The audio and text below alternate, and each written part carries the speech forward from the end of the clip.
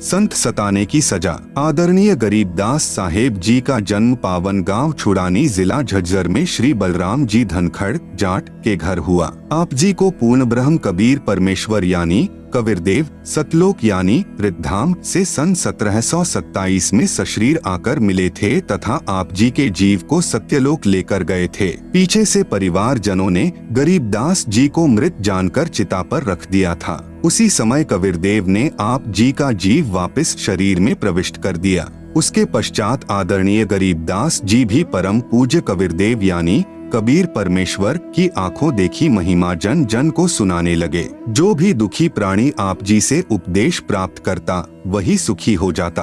आप जी की बढ़ती महिमा तथा तत्व ज्ञान के सामने अन्य गुरुओं यानी आचार्यों के अधूरे ज्ञान की पोल खुलने से आसपास के सर्व अधूरे ज्ञान युक्त गुरु जन यानी आचार्य जन आप जी से अत्यधिक ईर्ष्या करने लगे। आसपास के मुख्य चौधरियों को उल्टी पट्टी पढ़ा दी, जिससे आसपास के गांव के आम व्यक्ति प्रभु कबीर के प्यारे बच्चे आदरणीय गरीबदास जी से घृणा करने लगे। दिल्ली के वाजिदपुर गांव में आपका एक शिष्य था, उससे भी पूरा गांव ईर्ष्या करता था। उसकी प्रार्थना पर आप जी कुछ दिन वाजिदपुर में ठहरे। उसी समय टिड्डी दल ने आसपास के क्षेत्र में बाजरे की फसल नष्ट कर दी, परंतु आप जी के सेवक की फसल को कोई हानि नहीं पहुंचाई। सर्व ग्रामवासी संत गरीबदास जी की महिमा से बहुत प्रभावित हुए तथा ज्ञान को स्वीकार करके अपना आत्म कल्याण करवाया। आप जी के आदेश से आपके भक्त ने उस बाजरे को पूरे गांव में बांट दिया तथा गरीबदास जी के बार बार मना करने पर भी कुछ बाजरा बैलगाड़ी में डाल दिया तथा कहा कि प्रत्येक पूर्णमासी में आप भंडारा करते हो,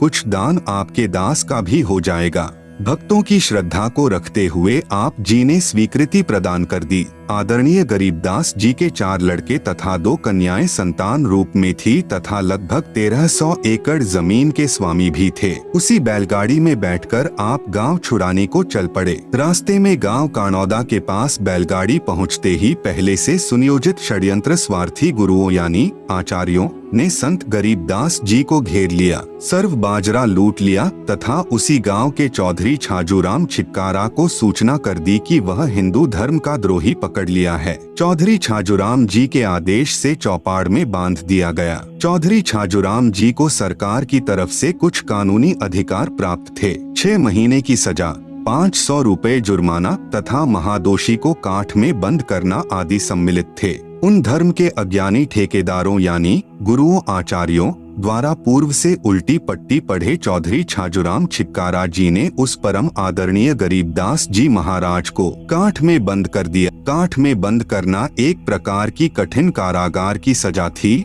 दोनों पैरों के घुटनों से ऊपर 2 काष्ठ के मोटे डंडे बांधकर दोनों हाथों को पीछे बांध दिया जाता था, जिस कारण व्यक्ति बैठ नहीं सकता था तथा पीड़ा बहुत होती थी, पैर सूज जाते थे। बैलगाड़ी वाला खाली गाड़ी लेकर गांव वाजिदपुर वापस चला गया, जो गांव कानौदा से लगभग 10 किलोमीटर दूरी पर है। सूचना प्राप्त होते ही वाजिदपुर गांव के कुछ मुख्य व्यक्ति तुरंत कानौदा पहुंच गए तथा चौधरी छाजूराम जी से प्रार्थना की तथा बहुत समझाया कि यह आम व्यक्ति नहीं है, यह परम शक्ति संपन्न है, आप क्षमा याचना कर लो। चौधरी छाजूराम जी बहुत ही नेक आत्मा तथा बहुत ही दयालु व नम्र हृदय का व्यक्ति था, परंतु उन स्वार्थी व प्रभुता के भूखे गुरुओं यानी आचार्यों ने उस पुण्यात्मा श्री छाजूराम छिक्कारा जी को झूठी कहानी सुनाकर प्रभु के प्यारे बच्चे आदरणीय गरीबदास जी के प्रति अत्यधिक ग्लानि पैदा कर रखी थी, जिस कारण से चौधरी छाजूराम जी ने बिना कारण जाने ही सजा प्रारंभ कर दी थी।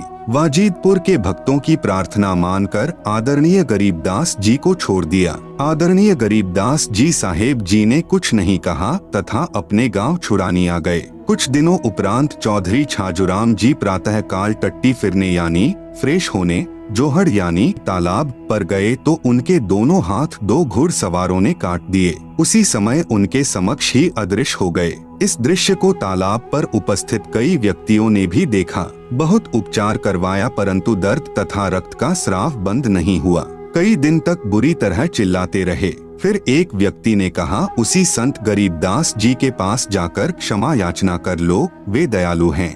परिवार जन उस चौधरी को घोड़े पर बैठाकर छुड़ानी ले गए। श्री छाजूराम जी जाते ही आदरणीय गरीबदास जी के चरणों में गिर गए, क्षमा याचना की। संत गरीबदास जी ने आशीर्वाद दिया तथा नाम उपदेश दिया तथा आजीवन भक्ति करने को कहा। चौधरी छाजूराम जी ने कहा, दाता मेरे को आपके विषय में अत्यधिक भ्रमित कर रखा था, मुझे नहीं मालूम था कि आप पूर्ण परमात्मा आए हो। आदरणीय गरीबदास जी ने कहा, मैं पूर्ण परमात्मा कबीर साहेब यानी कबीरदेव जुलाहा का भेजा हुआ दास हूँ, उन्हीं की शक्ति से आप ठीक हुए हो। मैंने आपको कोई श्राप नहीं दिया था, आपका कर्म आपको मिला है। यदि यहाँ नहीं आते तो आपके परिवार पर और भी पाप का प्रभाव था, अब वह नहीं रहेगा क्योंकि आपने उपदेश प्राप्त कर लिया। चौधरी छाजूराम जी ने अपने सर्व परिवार को उपदेश दिलाया। आज भी उसी पुण्यात्मा छाजूराम के वंशज आदरणीय गरीबदास जी की परंपरागत पूजा करते हैं।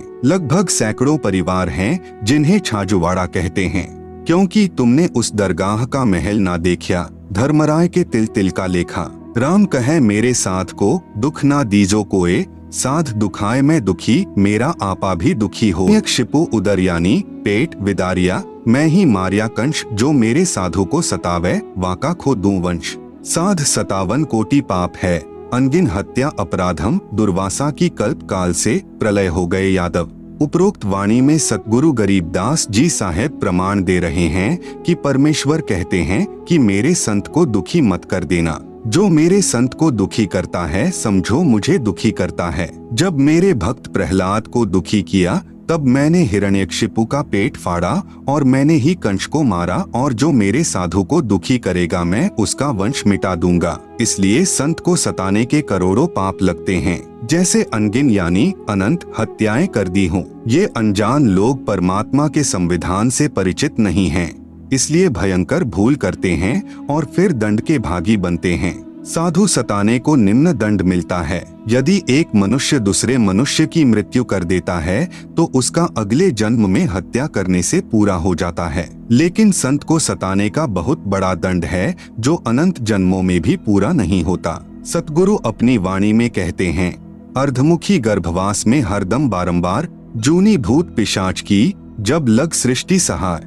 ऐसी गलती करने वाले को परमेश्वर भिन्न प्राणियों की योनियों में बारंबार माँ के गर्भ में डालते हैं, अर्थात वह जन्म लेते ही बारंबार मृत्यु को प्राप्त हो जाता है, और जब तक सृष्टि प्रलय नहीं हो जाती तब तक भूत पिशाच की योनि व माँ के गर्भ में महान कष्ट रखता है, जो बहुत ही दुखदायी होता है, और तब तक क्षमा नहीं मिलती जब तक सताया हुआ संत ही क्षमा नहीं कर देता। एक बार दुर्वासा ऋषि ने अभिमान वश अम्बरीश ऋषि को मारने के लिए अपनी शक्ति से एक सुदर्शन चक्र छोड़ दिया।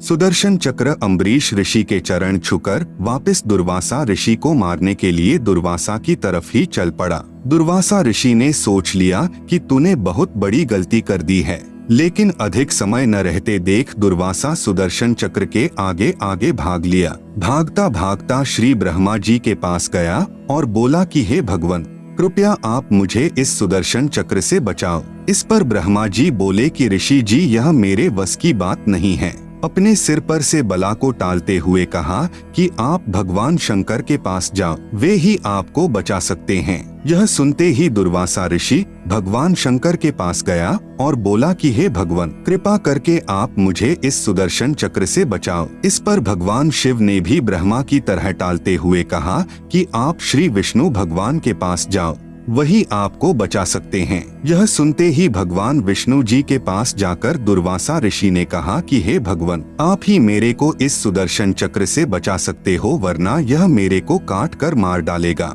इस पर भगवान विष्णु जी ने कहा कि हे ऋषि जी, यह सुदर्शन चक्र आपको क्यों मारना चाहता है? दुर्वासा ऋषि ने उपरोक्त सारी कहानी बताई। तब विष्णु जी ने कहा कि हे दुर्वासा ऋषि, यदि आप उसी अम्बरीश ऋषि के चरण पकड़कर माफी मांगो तो यह सुदर्शन चक्र आपकी जान बख्श सकता है, अन्यथा मैं तो क्या कोई भी देव आपको नहीं बचा सकता। इसका दूसरा कोई विकल्प ही नहीं है। मरता क्या नहीं करता। तब दुर्वासा ऋषि वापस जाकर अम्बरीश ऋषि के चरण पकड़कर रोने लगा और हृदय से माफी मांगी। तब अम्बरीश ऋषि ने वह सुदर्शन चक्र अपने हाथ में पकड़कर दुर्वासा ऋषि को दिया और कहा कि संतों ऋषियों के साथ बेअदबी कभी नहीं करनी चाहिए। उसका परिणाम बहुत बुरा होता है। श्री कृष्ण गुरु कसनी हुई और बचेगा कौन? जब श्री कृष्ण जी के गुरु श्री दुर्वासा जैसे ऋषियों की ये हालत है तो फिर आम आदमी कैसे बच सकता है?